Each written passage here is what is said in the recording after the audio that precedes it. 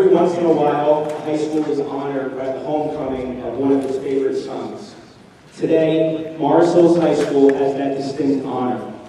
Ours, however, rises to another level when we recognize that this favorite son has distinguished himself not only in his career and in his community, but rather has made a contribution to our country in dimensions reserved for only a few. How fortunate we are to know he came here before us, and today, how blessed we are to welcome him home. General Ray Odierno assumed duty as the 38th Chief of Staff of the United States Army on September 7, 2011. But once upon a time, he walked our halls. A native of Rockaway, New Jersey, and a graduate of this fine high school, General Odierno attended the United States Military Academy at West Point, graduating in 1976. He holds a Bachelor of Science degree in Engineering from West Point and a Master's degree in Nuclear Effects Engineering from North Carolina State University. He's a graduate of the Army War College and holds a Master's degree in National Security and Strategic Studies from the Naval War College. He also holds 2 honorary degrees, a doctorate in Humane Letters from North Carolina State University, and a doctorate of laws from the Institute of World Politics. During more than 37 years of service, he has commanded units at every level, from platoon to theater, with duty in Germany, Albania, Kuwait, Iraq, and the United States. General Odierno served as an executive officer and division artillery executive officer, including deployment for Operations Desert Shield and Desert Storm. Furthermore, the general commanded the 4th Infantry Division, leading that division during Operation Iraqi Freedom. Under his leadership, he commanded the platoon that captured Saddam Hussein. General Odierno is married to his Morris Hills High School sweetheart, Linda. They have 3 children and 4 grandchildren. On good authority, I know that General Odierno was regarded as one of our high school's most respected and admired students, a scholar, a gentleman, an athlete, and a special human being. Please join me in welcoming home General Ray Odierno, Chief of Staff of the United States Army.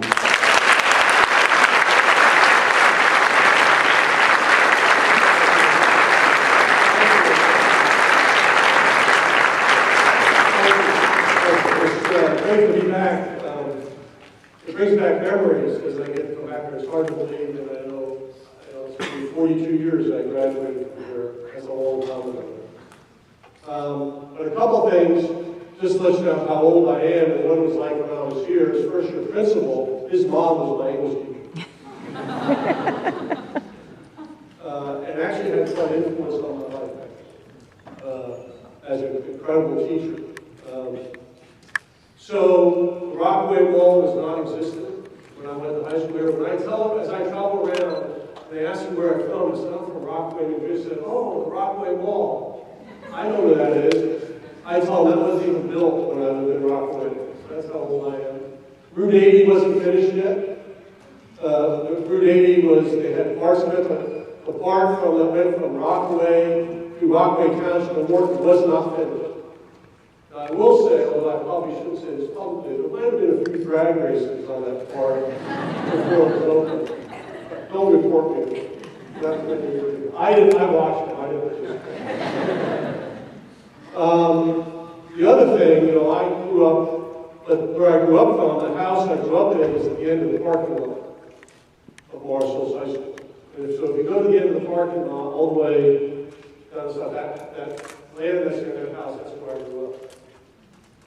So the advantage of that is, first I remember one day when I was probably about 5 or 6 years old, that was all woods. And one day these big trucks came and started clearing that parking lot and the field that was down there. But I also remember when I was in high school, school started at 8:45. So I was very punctual, and I walked out of the back door of my house at 8:42 every morning. And it was a great advantage coming up here. The thing I remember most about my time here was the camaraderie that we had with each other. Back then, we had about a little over 2,000 students one year. My graduating class was around 500, might have been a little less than that. But there was a camaraderie, and what I remember most is how everybody got along. And it taught me a life lesson as I started to move forward in my career about including everyone together. And I look back at those days as really some of the best days of my life. But what I do realize is that high school is just the beginning. What high school does is it gives you the foundation to do other things in your life. Because your life, all you sitting in here are 16, 17, 18 years old. Trust me, you are just in the very beginning of what you want to achieve and what you might want to do. Because if you asked me back when I was in 1970, when I was a junior in high school and starting my senior year, if you told me someday I'd be a general in the Army, that I was even going to be in the Army, I would have told you no way. No, I didn't know what I wanted to do. But I had some people who helped me along the way here at Morris Knolls. Guidance counselors, teachers, who started to push me in a direction because of what I was able to do academically here, what I was able to do from an athletic standpoint, and what I was able to do from a leadership standpoint. They saw something in me that I probably didn't even see in myself. And they pointed me in the direction of the United States Military Academy. And I know there's a few people here that wrote letters, and I ended up finally getting recruited to play football there, that enabled me to do something that was probably the biggest break I ever got in my life. Was having an opportunity to go to a place that is probably if not the finest, one of the finest academic institutions in the world, not only the United States, but also one that talks to you and helps you develop as a person in terms of teamwork, in terms of understanding what's going on around you. So I didn't know that when I was a senior in high school. But what I did do is I took advantage of the opportunity that I was given. And I worked as hard as I can to make the most of it. And then things just happened from there. And life kind of unfolds in front of you. I mean, just to tell you how traumatic that was for me, is when I left to go to the United States military, I'd never even flown on an airplane. I mean, my life was somewhere between, our family travels to take us maybe as far south as Washington, maybe as far north as Maine or Massachusetts, and that was kind of my life. That's what I knew. And I didn't know much outside of that. And when I went to West Point, it opened my eyes because I got there, and now I was surrounded by people from every state in the United States. I found people from all kinds of different backgrounds, who came from different types of family environments, who came from different religions, who came from different thought process, and it broadened me as a person. But I had no idea that's what this would cause me to do. And now as I look back on it, I realize what an opportunity it was. But it all started here. It started here because this high school gave me the opportunity to do what I wanted to do. Now, you had to make some personal choices about that. And we all make personal choices. And I'd be the first one to tell you that I made some bad choices when I was here. And I did some things I probably shouldn't have. And I probably didn't quite work as hard as I should have in high school. What this high school did was give me the foundation that what I needed. It gave me the opportunity. It had all the courses you could possibly want to take. It had all those sports that you might want to participate, all the other activities that you might want to participate in, which helps to develop you as a person. And that's what I remember.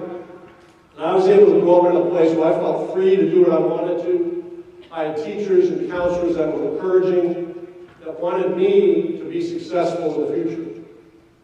And that set me on a path, I think, to do things that I'm able to do today. And I've been very fortunate. And they mentioned about me and my wife Linda here. I remember so I'll just tell you a personal story. My wife is she graduated in 71, so she's a year, I call her a cougar today. Her sister was class game here, and we had an assembly actually right here. It was, I think it was a sports award assembly after football season when I was a senior. And I walked out and she was sitting on the ticket office out there, waiting to take her sister home, and I saw her sitting over there. And as soon as I saw her, I kind of knew there was something really nice about this person. So I walked up to her, which really was not my style. I was actually somewhat introverted and quiet. And I walked up to her and started talking to her, and now here we are married 38 years and 3 children and 4 grandchildren. And she's been by my side the whole time. And so we had very different experiences here in the high school, but both of us have been able to take that forward together. So that's something that's very important to me. So Rockaway, she's from she's from White Meadow Lake. And so, you know, Rockaway plays a very important part in my life, even today. Marshall's High School plays an important part in my life. Let me just take a minute. Let me talk about what I do. So let me explain to you what is the Chief of Staff do. Most people don't know, really understand it. So in the Army today, there's about 1 million people. You have about 500, a little over 500,000, what we call the active component, which is out there every day around the world doing things. We have about another 350,000 in the National Guard, U.S. Army National Guard, and we have about 200,000 U.S. Army Reserves. You have a little over 1 million people in the Army. I'm the senior military person that oversees the Army, and my responsibility is to make sure that the Army has the right people. I'm responsible for training them to make sure they have the right resources. About another 350,000 in the National Guard, U.S. Army National Guard, and we have about 200,000 U.S. Army Reserves. You have a little over 1 million people in the Army. I'm the senior military person that oversees the Army, and my responsibility is to make sure that the Army has the right people. I'm responsible for training them to make sure they have the right resources to train. I have lots of help to do this. I don't do this myself. I have lots of help. And also to make sure they're ready. To make sure they are prepared, that when our country asks them, they are prepared to go anywhere in the world. And so that's a pretty big job. Our budget that I manage this year is somewhere around $150 billion that we have to manage in order to make sure this happens. As I stand here today, we have about 70,000 soldiers deployed around the world. We have about 35,000 in Afghanistan. We have about 15,000 in Kuwait. We have another couple thousand in Jordan. We have hundreds in Qatar, Turkey, other places. We have about another 80,000 soldiers stationed in 150 countries around the world. Europe, Germany, Italy, Korea, and other spots in South America. And so my responsibility is to make sure they have what they need. We train them, we watch after them. And then we have about 250,000 Army civilians. And a lot of them, they continue our school, because it comes under my control as part of the Army civilians that work up there. Some military, but it's mostly civilians. They do a lot of technology development for the Army. They really do some advanced technology work for us that we use in developing new systems that we need for the Army. We have places like that all over the country. And then we have about 1.4 million family members that are very important to us because as we deploy our soldiers, we have to make sure that we're taking care of our families. So we have about 3 million people that we have to kind of watch after to make sure that we're taking care of. It's a very big job. It's an incredibly busy job, but it's one that's incredibly satisfying. Yesterday I had the opportunity to award a Medal of Honor. And I don't know if you know what that is. But the Medal of Honor is the highest award that our country gives for heroism. And I had the opportunity to give it to Sergeant Kyle White. Sergeant Kyle White grew up in Seattle, Washington. He joined the Army. He deployed to Afghanistan. And about 3 years ago, one morning, his patrol was out and came under incredible heavy fire from the Taliban.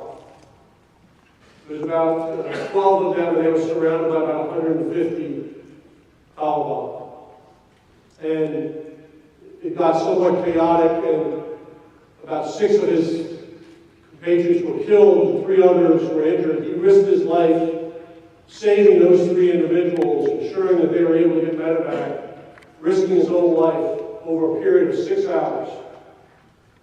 I want to go back to 12 people, 150 people. And his bravery ended up saving at least 6 lives. And that's why I've been in the Army for 38 years on June 2nd. It's because of people like Sergeant Kyle. It's because of what they stand for and who they are. And that they are there for each other. They stand for something that is important to us. Discipline, courage under fire.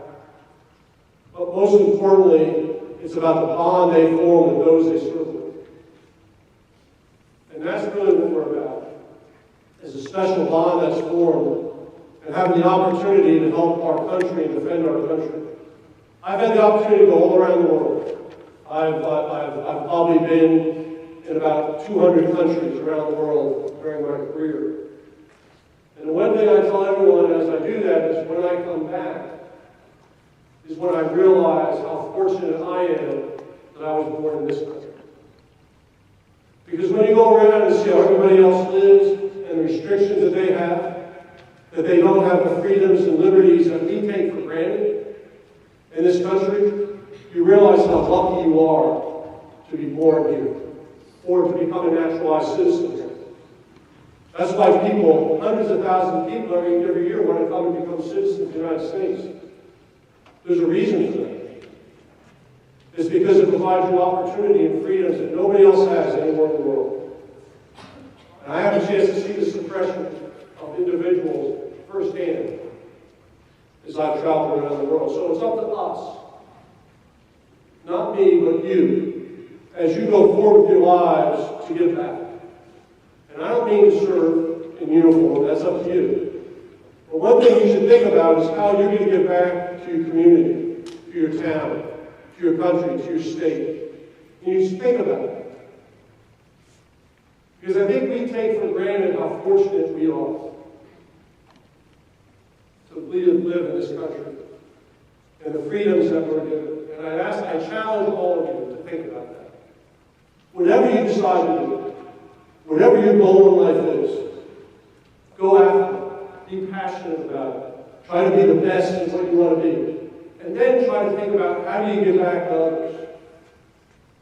What are you going to do to make your community better? Whatever it might be. And if we all do that, this country is going to remain the best country in the world. It's going to remain great. And I've had the opportunity how much I really appreciate that now. Getting a chance to see others live. So I ask you to do that. I think that's the one thing I would ask you to do for me. And as I come back here and I've gotten to meet some of the people here, it's very clear to me the quality of the young men and women that go to school here. And so I know that you can take that challenge on as we go forward. So I'm proud to be back. I want to have a chance to ask me some questions about anything at all. So I want to stop here. We've got about 10 minutes. And I always say, I'm not going to leave until you ask me at least 3 questions. So I'm going to open it up. If anyone would like to ask the general some questions, they can come down and sit here in the front. We're going to open up to the students. How you doing, sir? As you experience, our athletic program here tries to instill the core value of leadership in our athletes. And with that in mind, on behalf of the Morris Knolls Baseball Program, we'd like to offer you a gift. And in addition, our 2 captains would like to ask you questions on leadership. So this is Ryan Mulligan, and this is Adam Katz.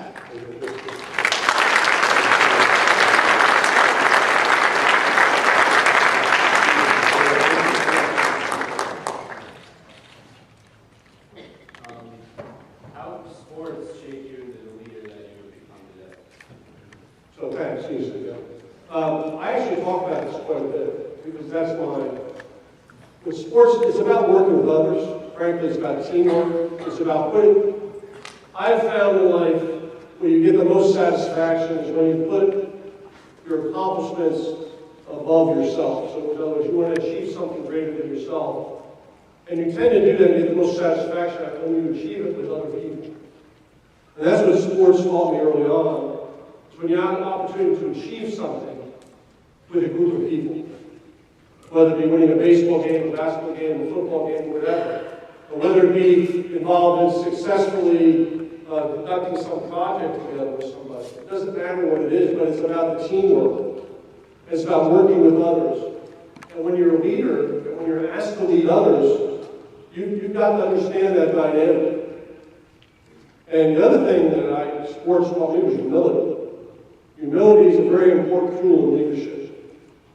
It's understanding that it is the greater good that's better. It's not about you as an individual. And that's what I've learned. And I think those traits of working with others and actually overcoming adversity. One of the things that sports taught me was about overcoming adversity. It's about resiliency. Because every one of us, no matter what you do in life, you face a challenge.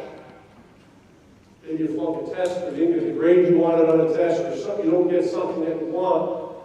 What it talks about an individual's character is how do you respond to it.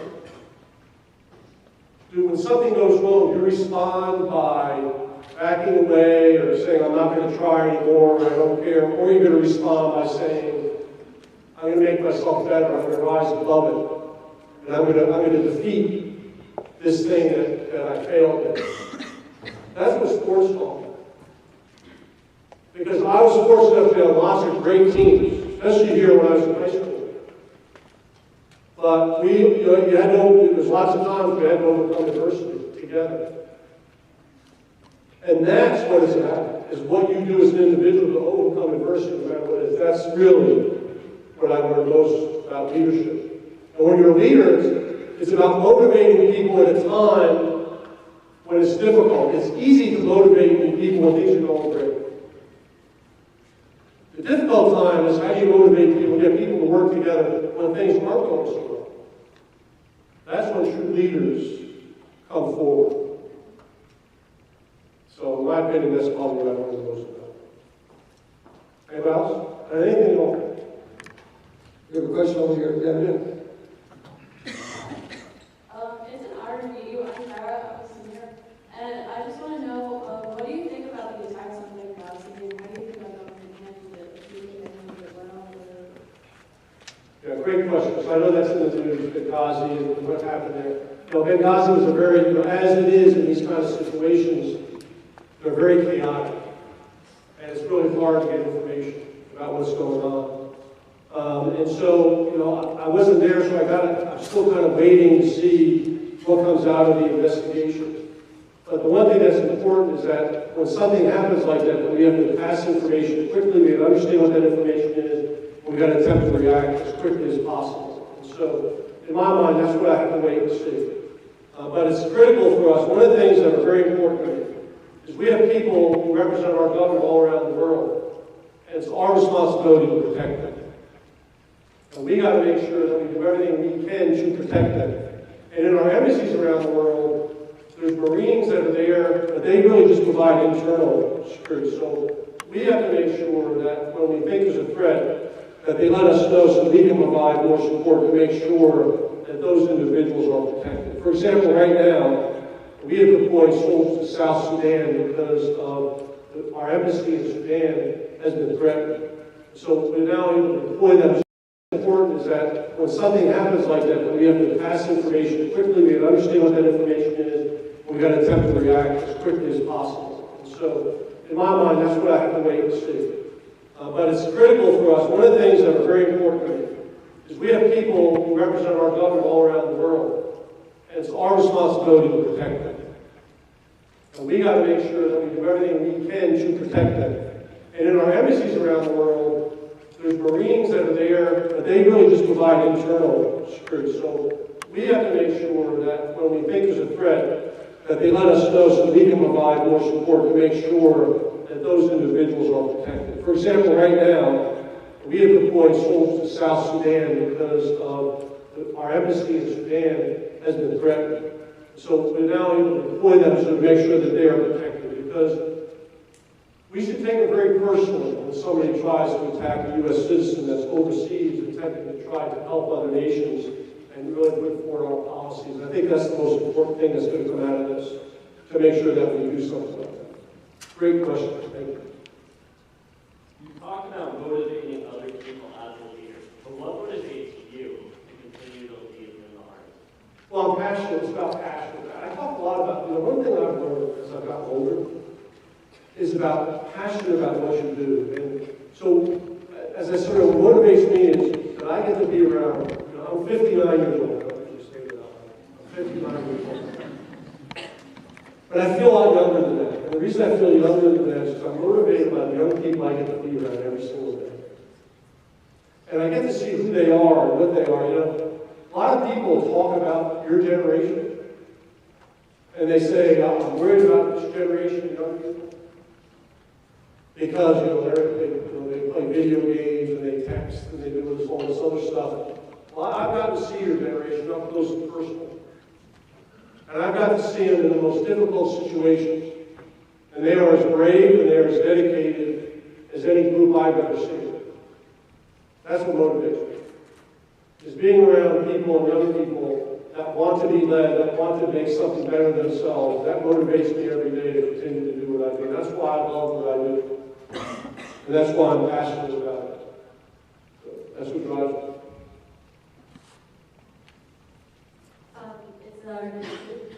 What advice would you have for anybody who wants to join the Army?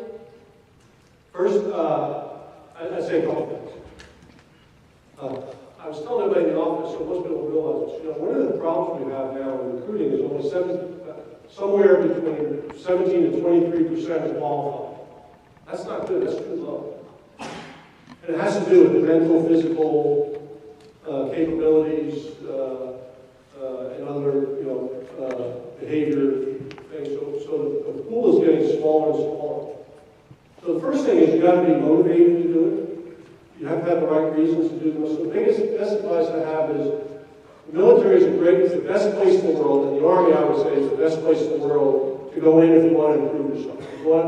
It gives you opportunities. It doesn't matter who you are. It doesn't matter where you come from. If you perform, you will be rewarded. You will be promoted. You will be given opportunities to lead. And you'll give the opportunity to do many different things. It's amazing the kind of things that we want to do. We are on the leading edge in the country in cyber operations. We have the best people in the country, probably in the world, that do cyber operations. I went down last week to San Antonio where we have our medical center down there. We have the #1 nurse anesthetist school in the world, in the Army. Most people don't know that.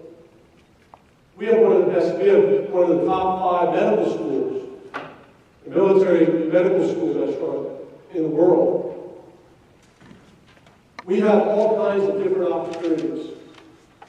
We have our non-commissioned officers, which is our middle leadership, is known as the best in the world, and our leadership schools are some of the best. So it provides great opportunities for you. And so what I would just say is you have the right attitude, you'll figure out what you want to do, you'll be able to succeed.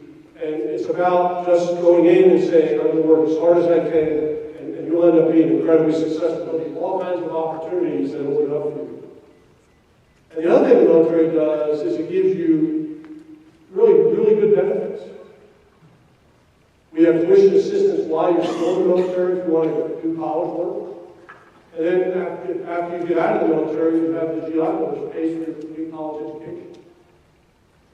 So it has some benefits that is worthwhile as well. So in my mind, it helps you develop as a leader. Whether you want to make a career out of the Army like I did, or you just want to go in and you develop these leader skills, it makes you much more marketable as you go out later on in life. So I think there's a lot of opportunities here. But all it takes is passion and hard work, and you'll do great in the military. What else? Anybody else? It was an honor to meet you. My question is, what do you think is your greatest strength that has allowed you to persevere? Stubbornness, maybe. I think what I tell everybody is no matter how old you are, no matter how long you've been doing things, you have to constantly learn. Because the world around us changes all the time. So you can't just sit back and say, well, you know, I've been doing this for a long time, and I know everything there is to know. That's wrong. You have to constantly challenge yourself, continue to improve yourself, grow on yourself, continue to learn. And I think that's one of the things that's helped me as I've done, was that I've really continued to do that. And you always have to assess your own weaknesses, and that's the hardest thing to do as an individual. You know, the easiest thing to do is avoid your weaknesses. Okay, I'm not really good at that, so I'm not going to do it. That's the easy thing to do. So it's about taking on your weaknesses and trying to improve them. That's what I've always tried to do. Sometimes more successful than others. But everyone has weaknesses. You know, first of all, here's the other thing: is we all have flaws. I have flaws. I mean, that's part of being human. But it's how you overcome those, and it's how you work to try to minimize those as you move forward in your life and continue to learn, and continue to adapt, and continue to improve yourself. The other thing, the number one rule that I have is treat everybody with dignity and respect. That sounds easy. I run into too many cases where that's not the truth. And I bet you sometimes that happens in this school. The thing I've learned over time, no matter who it is, no matter where they're from, you treat them with dignity and respect, because that's who we are. That's what they call the gold rule. That's the gold rule. Treat others like you want to be treated. And that's helped me as my leadership as I've gone forward, is I try to treat everyone the same. That doesn't mean I don't get angry sometimes. It doesn't mean I don't get upset with people, but I try to always treat them with dignity and respect, no matter what. So it's a combination of that, constant learning, and continuing to try to improve yourself. Maybe one more? Thank you for taking your time to come down. How have you adapted in the last 20 or 30 years in the Army, given the technological changes that you face? So, I have lots of stories like that. One of the things, what we're going through now is how we adapt to the incredible change in the movement of information today. In the last 10 years specifically, the world is so much more interconnected than it has been before, and information moves so quick. I said information moves at the speed of Twitter. And that's true. That's changed the dynamic of the world. So when we went into Iraq in 2003, in Iraq there were 8,000 cell phones. When we left in 2011, there's 25 million cell phones. So what does that mean? First, they were a suppressed society where they weren't allowed to do that.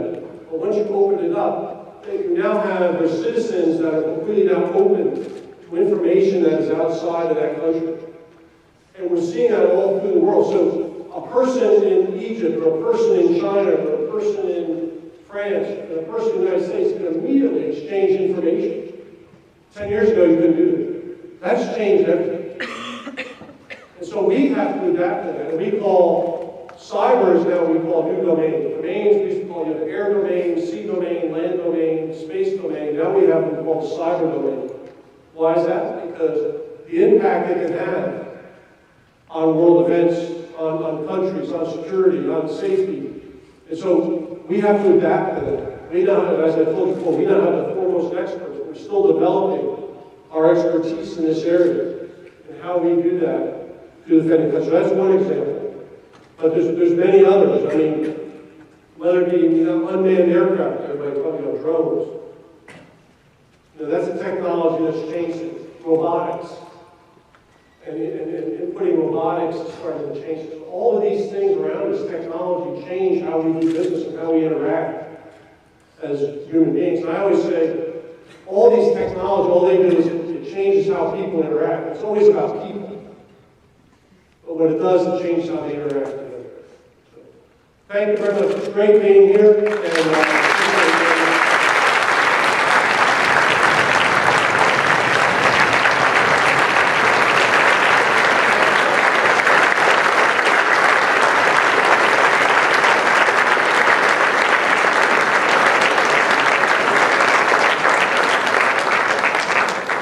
General, on behalf of the Morris Hills Regional District Board of Education, the administrators, the faculty, and the student body, we just want to thank you once again for coming to Morris Hills today, your home district, and to speak to all of us. I am certain that the men and women in this auditorium will never, ever forget this experience, and when they look back on their 4 years of high school, I'm pretty certain that this will probably be at the top of this list. And this is a token of our appreciation. Just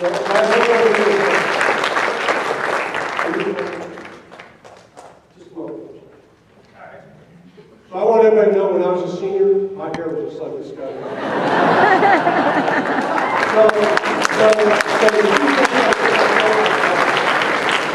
And he might be bald in 40 years. But if you have hair, take advantage of it as long as you possibly can.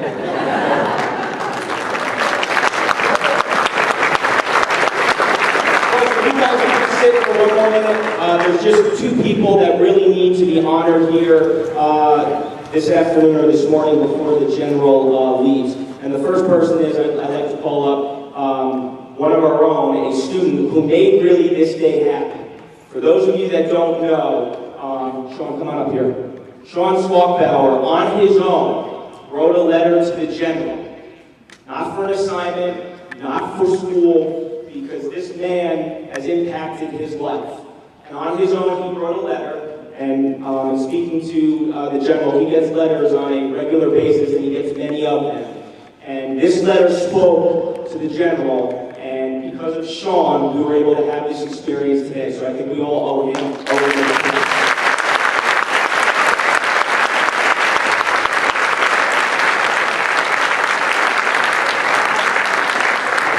The other individual that we owe a round of applause to is one of our administrators here.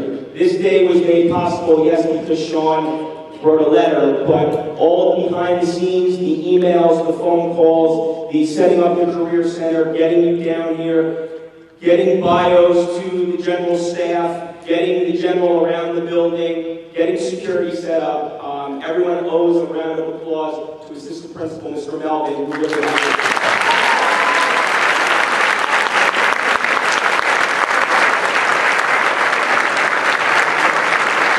So once again, General, thank you for coming, and have a safe trip back. Thank you.